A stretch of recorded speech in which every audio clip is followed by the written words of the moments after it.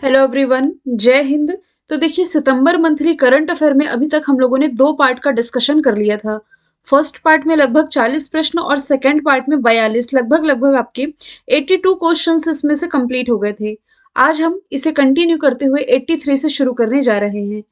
तो हमारा जो 83 क्वेश्चन है सितंबर महीने का, ये है ऑपरेशन ऑक्टोपस किससे संबंधित है। सितंबर महीने में ऑपरेशन ऑक्टोपस, जो कि काफी ज्यादा चर्चे में रहा था, ये ईडी से संबंधित है। भारत का जो प्रवर्तन निदेशालय है ना, इसी के द्वारा ये ऑपरेशन चलाया गया था। पीएफआई के खिलाफ ऑपरेशन जो चलाया गया, इस ऑपरेशन का नाम ऑक्टोपस रखा गया, कोड नेम था यहाँ ऑपरेशन। ये टाइपिंग मिस्टेक है, मैं मॉडिफाई कर दूंगी। अब पीएफआई क्या है? Popular front of India. मैं यहाँ पर लिख भी देती हूँ, पॉपुलर फ्रंट ऑफ इंडिया। ये ना एक इस्लामिक पॉलिटिकल ऑर्गेनाइजेशन है भारत का। तो ईडी ने ये कहा कि इस पीएफआई के माध्यम से अपने देश के खिलाफ ही कुछ देशद्रोही गतिविधियां हैं जिसे अंजाम दिया जा रहा है। मैं एक लाइन में बता रही हूँ, इसमें आप लोगों को कुछ ऐसा नहीं कि ऐसे लिखना है पीएफआई क्यों चर्चे में था, पीएफआई है क्या, इतना ही जान लेना आप लोगों के लिए सफिशियंट है यदि आप वनडे एग्जाम की तैयारी कर रहे हैं। तो इसी के लिए जो एक ऑपरेशन चलाया गया, इस कोड का नाम ऑपरेशन ऑक्टोपस रखा गया है। किसने चलाया है? ईडी ने। अब यहाँ बात की जा रही है ऑपरेशन की, तो आप अदर ऑप्शन को भी रिलेट कर सकते हैं। जो सीबीआई है, सेंट्रल ब्यूरो ऑफ इन्वेस्टिगेशन, इसने ड्रग नेटवर्क को खत्म करने के लिए सितंबर महीने में ही एक ऑपरेशन था गरुड़। ये गरुड़ लिख दिया मैंने, गरुड़ है ये। ऑपरेशन का नाम है ऑपरेशन गरुड़, जो कि किसने शुरू किया? सीबीआई ने। इसके अलावा इंडियन रेलवे का भी तो दो ऑपरेशन आप रिलेट कर सकते हो। ऑपरेशन अमानत, जो वस्तुएं इंडियन रेलवे को मिलती हैं खोई पाई हुई, तो उसके हिफाजत के लिए हालांकि इसने पोर्टल भी लॉन्च किया गया था ताकि खोया हुआ सामान व्यक्ति को वापस मिल सके। ऑपरेशन अमानत याद रख सकते हो। फिर इंडियन एयरफोर्स का एक ऑपरेशन संजीवनी, जो कि मालदीव को मेडिकल फैसिलिटी प्रोवाइड कराने के लिए चलाया गया था। हालांकि एयरफोर्स में ना एक ऑपरेशन देवी शक्ति आप याद रख सकते हो, ऑपरेशन देवी शक्ति, अफगानिस्तान में फंसे भारतीयों को निकालने के लिए ये चलाया गया था इंडियन एयरफोर्स के द्वारा। और एक ऑपरेशन गंगा एग्जाम का पार्ट बन चुका है। ऑपरेशन गंगा कहाँ के लिए चलाया गया था? यूक्रेन के लिए। तो दोनों ही आप रिलेट कर सकते हो। अगला प्रश्न है, हाल ही में मोहम्मद बिन सलमान किस देश के प्रधानमंत्री बने हैं? तो ये रिसेंटली सऊदी अरेबिया के प्रधानमंत्री बन गए हैं और इन्होंने शाह उल सऊद का स्थान लिया है। सऊदी अरब की capital Riyadh, currency Saudi real हो जाएगी। एशिया महाद्वीप में ये तो आप देख पा रहे हैं यही ना। अम, सऊदी अरब के बारे में और क्या आप रिलेट कर सकते हो? ऐसी कोई न्यूज़ जो कि हाल ही के दिनों में हम लोगों ने पढ़ी हो सऊदी अरेबिया का। चलिए डिस्कशन, जियोग्राफिकल लोकेशन ही हम देख लेते हैं। सऊदी अरेबिया यदि आप देखेंगे तो यहाँ से भी गल्फ ऑफ आदेन और ये रेड सी होते हुए ये पड़ेगा। दूसरा आप ये रिलेट कर सकते हो इसमें ना, अ, ये पर्शियन गल्फ है, जो फारस की खाड़ी, यहाँ होते हुए भी सऊदी अरेबिया की लोकेशन आप देख सकते हैं। श्रीलंका के प्रधानमंत्री कौन है प्रेजेंट टाइम में? दिनेश गुणवर्धने। ये भी कुछ समय पहले ही बनाए गए हैं। तो ऑपरेशन के थ्रू आप रिसेंटली अपॉइंटेड जो प्रेसिडेंट और प्राइम मिनिस्टर है, इनका नाम रिलेट कर सकते हो।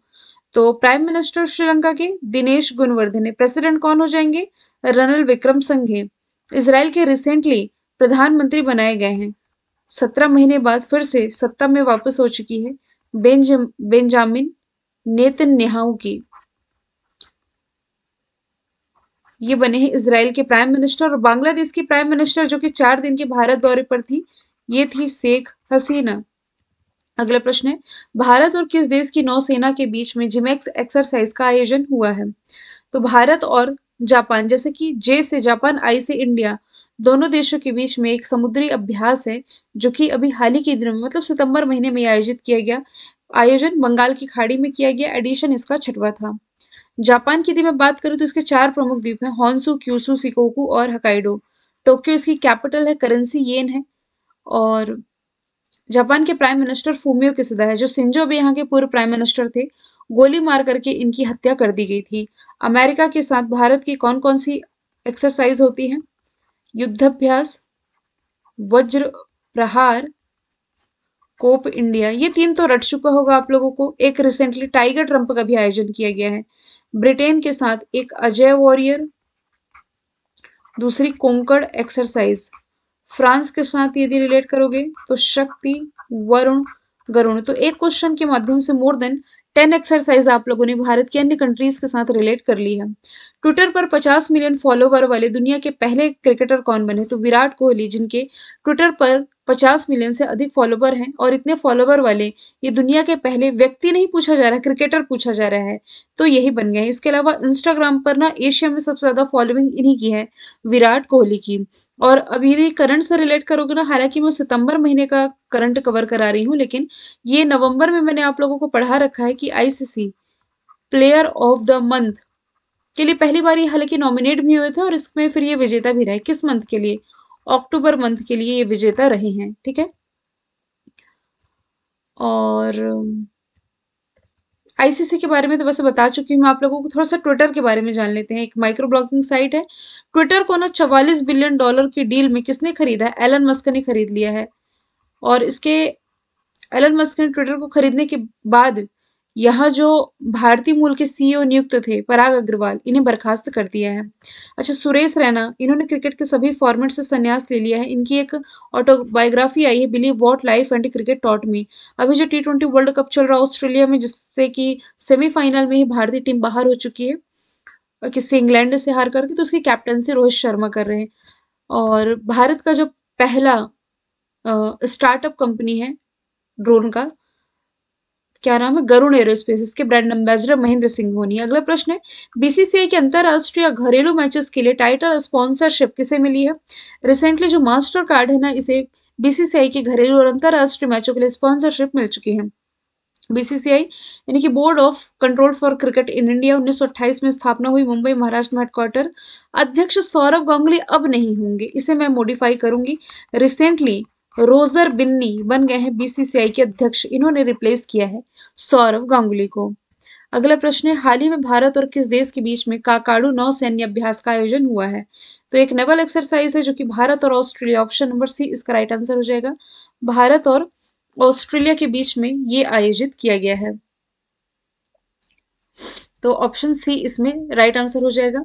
रॉयल ऑस्ट्रेलियाई नेवी और इंडियन नेवी के बीच में आयोजित हो रहा है।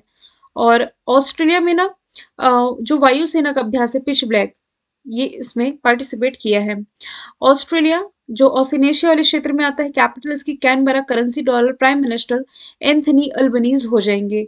अभी T20 वर्ल्ड कप यही चल रहा है। अभी जिस दिन मैं क्लास रिकॉर्ड कर रही हूँ, अभी तक तो फाइनल नहीं हुआ है, और फाइनल पाकिस्तान और फिर इंग्लैंड के बीच खेला जाना है। आपको मालूम है, विजेता जो भी हो इसमें। जापान के साथ जिमैक्स, जस्ट मैंने बताया है। अमेरिका के साथ भी अमेरिका के साथ वज्रप्रहार कोप इंडिया युद्ध अभ्यास। ब्रिटेन के साथ अजय वॉरियर और कोंकण। अगला प्रश्न है, यूनाइटेड नेशन जनरल असेंबली द्वारा किस वर्ष को अंतर्राष्ट्रीय बाजरा वर्ष घोषित किया गया है? तो यूनाइटेड नेशन जनरल असेंबली के द्वारा भारत की ही पहल पर 2023 को अंतर्राष्ट्रीय बाजरा वर्ष के रूप में मनाए जाने का फैसला किया गया है। बाजरा के प्रति लोगों में अवेयरनेस लाने के लिए ये पहल शुरू की गई है। सरकार द्वारा सितंबर 2022 में मिलेट स्टार्टअप इनोवेशन चैलेंज के साथ India's wealth millets for health theme के साथ एक कॉमिक कहानी डिजाइन करने के लिए एक प्रतियोगिता भी शुरू की गई थी। हालांकि ये आप लोगों को नहीं याद रखना, लेकिन यहाँ मिलेट यानी कि मोटे अनाज का डिस्कशन आया है, तो ये आप लोगों को मालूम है कि छत्तीसगढ़ के कांकेर में भारत का सबसे बड़ा मिलेट प्रोसेसिंग प्लांट की आधारशिला रख दी गई है। अगला प्रश्न स्पोर्ट्स से रिलेटेड है, भारत के 76वें ग्रैंड मास्टर कौन बने हैं? अभी हाल ही में जो प्रणव आनंद है, बेंगलोर से बिलोंग करते हैं, ये भारत के 76वें ग्रैंड मास्टर बन गए हैं। रोमानिया में चल रही विश्व युवा शतरंज चैंपियनशिप में इन्होंने ये उपलब्धि हासिल की है। राहुल श्रीवास्तव भारत के 75वें ग्रैंड मास्टर, पहले ग्रैंड मास्टर विश्वनाथन आनंद, और दुनिया के सबसे युवा ग्रैंड मास्टर हो जाएंगे भारतीय मूल के अभिमन्यु मिश्रा। अगला प्रश्न है, मध्य प्रदेश के कुनो नेशनल पार्क में अफ्रीकी चीतों को रिहा किया गया है प्रधान मंत्री नरेंद्र मोदी जी के द्वारा। तो ये किस अफ्रीकी देश से लाए गए हैं? ये लाए गए हैं नामीबिया से, ऑप्शन नंबर सी इसका राइट आंसर हो जाएगा। तो सबसे पहले अफ्रीका के मैप में आप देख सकते हैं, ये है नामीबिया की लोकेशन, और इस नामीबिया से जो मकर रेखा है ना, ट्रॉपिक ऑफ कैप्रिकॉर्न, ये गुजर रही है। नामीबिया जिसकी कैपिटल विंडहोक है, करेंसी इसकी हो जाएगी नामीबियन, नामीबियन नहीं, साउथ अफ्रीकन रैंड, ये इसकी करेंसी हो जाएगी। तो सितंबर में ही अपने बर्थडे के दिन प्राइम मिनिस्टर नरेंद्र मोदी ने मध्य प्रदेश का जो श्योपुर जिला है, यहाँ कूनो नेशनल पार्क को रिलीज कर दिया है। और अभी जो सितंबर महीने का जो सेकंड पार्ट आया था, उसमें भी मैंने आप लोगों को चीते के बारे में डिटेल से बता भी दिया था। बोत्सवाना हो गया, अंगोला हो गया, नाइजीरिया हो गई, ये सभी अफ्रीकी कंट्री है। ठीक है। अगला प्रश्न है, हाल ही में किस राज्य के पद्माजू नायडू हिमालयन जूलॉजिकल पार्क को सर्वश्रेष्ठ चिड़ियाघर के रूप में मान्यता दी गई है? या आपसे ऐसा पूछा जा सकता है कि पद्माजू नायडू हिमालयन जूलॉजिकल पार्क चर्चे में था, कहाँ स्थित है? तो ये पश्चिम बंगाल में स्थित है, जिसे देश का सर्वश्रेष्ठ चिड़ियाघर घोषित किया गया है। अपने भारत में यदि देखा जाए तो लगभग 150 के आसपास चिड़ियाघर है, जिसमें कि सर्वश्रेष्ठ ये पश्चिम बंगाल के चिड़ियाघर को रखा गया है। दूसरे स्थान पर चेन्नई का ये जो अरिगनार अन्ना जूलॉजिकल पार्क है, और उसके बाद तीसरे स्थान पर मैसूर का चाम राजेंद्र जूलॉजिकल गार्डन है। पश्चिम बंगाल की राजधानी कोलकाता हो जाएगी, और कोलकाता में अंडर वाटर ट्रेन चलने जा रही है, आप लोगों को मालूम ही है। अगले साल यानी कि 2023 तक ये तो शुरू भी हो जाएगी। मुख्यमंत्री यहाँ की ममता बनर्जी हो जाएंगी।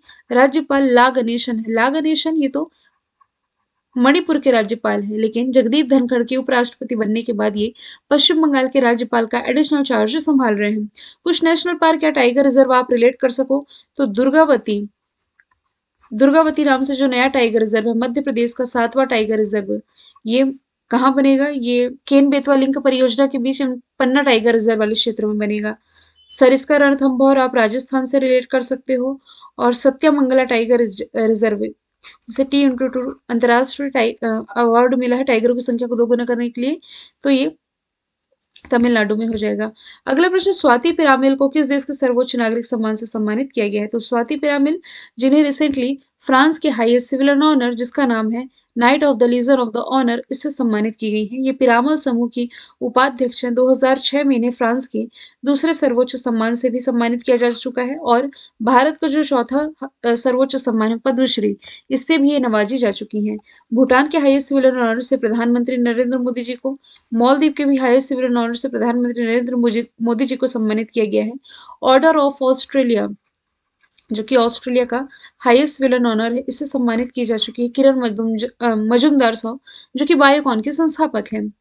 अगला प्रश्न है, यूनिसेफ के लिए सद्भावना दूत कौन बनी है? रिसेंटली जो वेनेसा नाकाटे हैं, यूनिसेफ की सद्भावना दूत बन गई है। यूनिसेफ यानी कि यूनाइटेड नेशंस चिल्ड्रन फंड, स्थापना 1946 में हुई, हेडक्वार्टर न्यूयॉर्क में है। न्यूयॉर्क बसा हुआ हडसन नदी के किनारे। कैथरीन एम रशेल प्रमुख हैं, और टोरे हेट्रम अध्यक्ष हो जाएंगे। कैथरीन एम रशेल, ठीक है, अध्यक्ष हो जाएंगे। रॉबर्ट मट्टेसोला, ये कौन है? तो ये यूरोपीय यूनियन, मतलब कि इसकी सांसद हैं। नाओमी कावासे, यूनेस्को की गुडविल एम्बेसडर, जापान से हो जाएंगी। अगला प्रश्न है, भारत का पहला स्वच्छ सुजल प्रदेश कौन बना है? इसमें से जो अंडमान निकोबार है, भारत का पहला स्वच्छ सुजल प्रदेश बन गया है। मतलब कि देखिए, जल जीवन मिशन कार्यक्रम की शुरुआत की गई थी, जिसके तहत हर घर में पाइपलाइन के थ्रू पानी का कनेक्शन है जो कि प्रोवाइड कराया जाना था। तो इस योजना के क्रियान्वयन में, मतलब कि अग्रणी इस कार्य को कौन कर पा रहा है, योजना को सही दिशा में क्रियान्वित करने में, यदि हम देखें तो अंडमान निकोबार अभी आगे चल रहा है।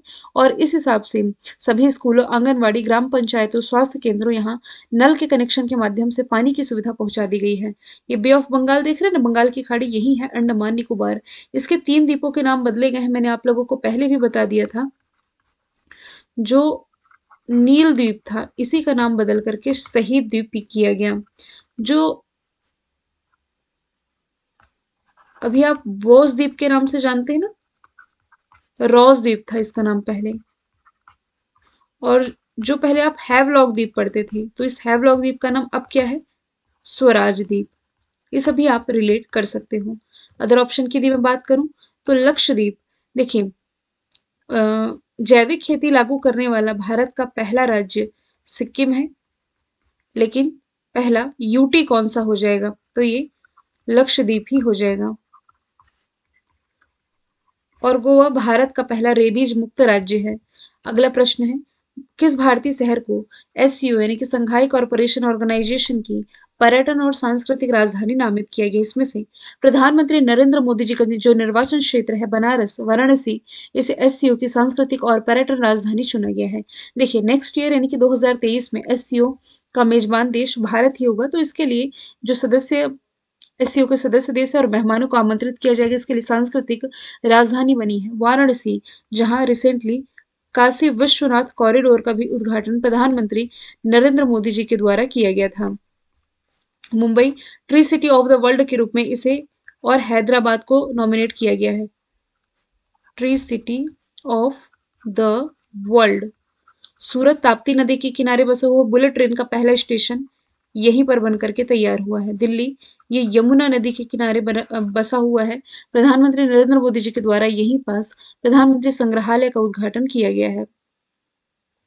भारत की पहली लिथियम आयन फैक्ट्री सेल का उद्घाटन कहाँ किया गया? फैक्ट्री का उद्घाटन तो देखिए, भारत की जो पहली लिथियम आयन फैक्ट्री है ना, ये आंध्र प्रदेश में स्थापित होने जा रही है। आंध्र प्रदेश की राजधानी अमरावती।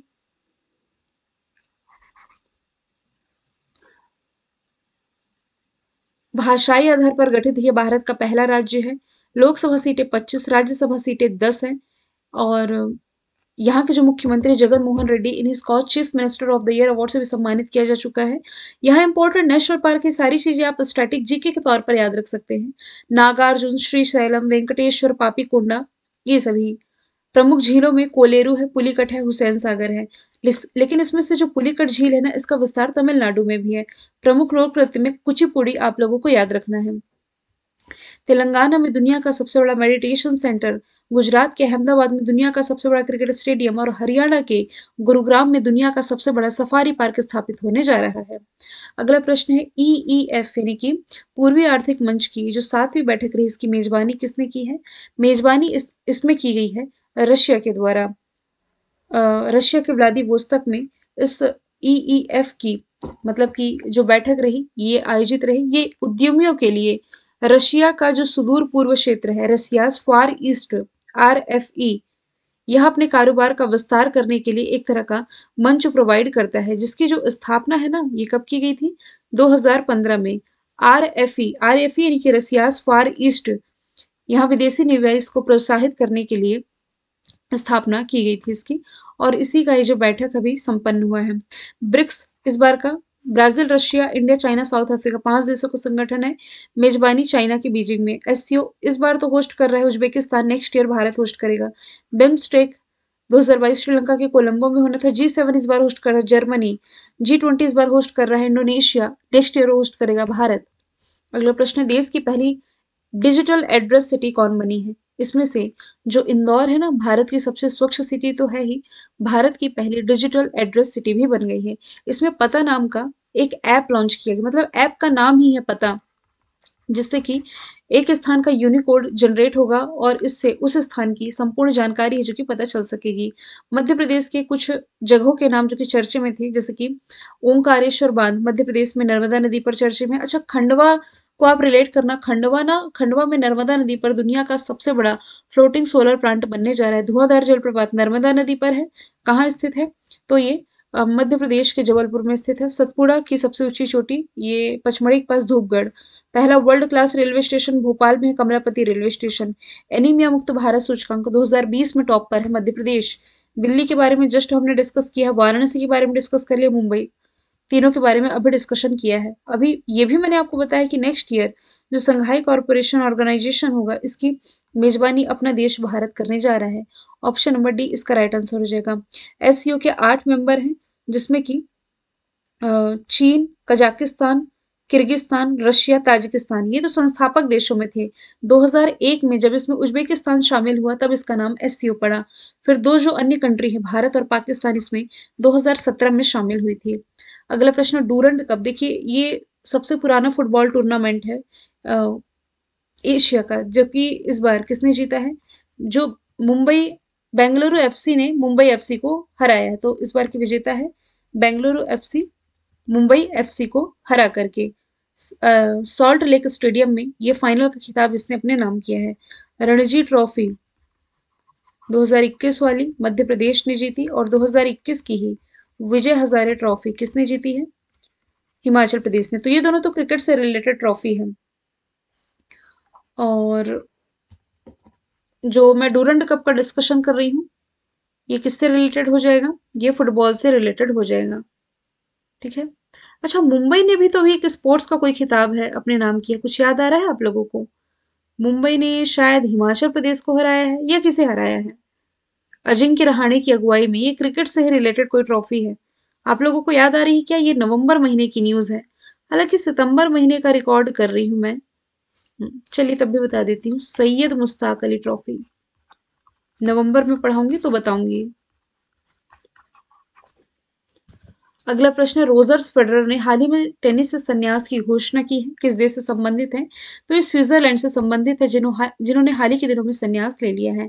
भारत से किसने संन्यास लिया? सुरेश रैना ने क्रिकेट के सभी फॉर्मेट से संन्यास ले लिया है। अम, अमेरिका से किसने संन्यास लिया है? ऑस्ट्रेलिया की तो एशले बार्टी है, जिन्होंने संन्यास लिया है टेनिस से। और टेनिस से ही ना, सिमोन सिमोन बाइल्स नहीं है, सेरेना विलियम्स, इन्होंने संन्यास लिया। ये अमेरिका से हो जाएंगी। अगला प्रश्न है, सेमीकंडक्टर नीति 2022-27 यानी 5 सालों के लिए सेमीकंडक्टर पॉलिसी शुरू करने वाला भारत का पहला राज्य ये गुजरात बनने जा रहा है।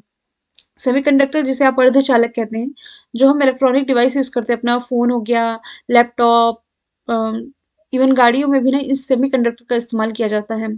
तो इस नई नीति के तहत सेमीकंडक्टरों के प्रोत्साहन के लिए राज्य सरकार सब्सिडी भी पेश करने जा रही है, क्योंकि हम ना इंपोर्ट करते हैं सेमीकंडक्टर का मोस्टली चाइना जैसी कंट्री से इसका इंपोर्ट है जो कि ये किया जाता है। तो गुजरात अब सेमीकंडक्टर और डिस्प्ले उत्पादन क्षेत्र के लिए एक समर्पित नीति बनाने वाला पहला राज्य बनने जा रहा है। गुजरात की राजधानी गांधीनगर में डेफ एक्सपो का अभी डेफेक्सपो यानी डिफेंस एक्सपो का संस्करण आयोजित होना है। मुख्यमंत्री यहाँ के भूपेंद्र पटेल, राज्यपाल आचार्य देवव्रत हो जाएंगे।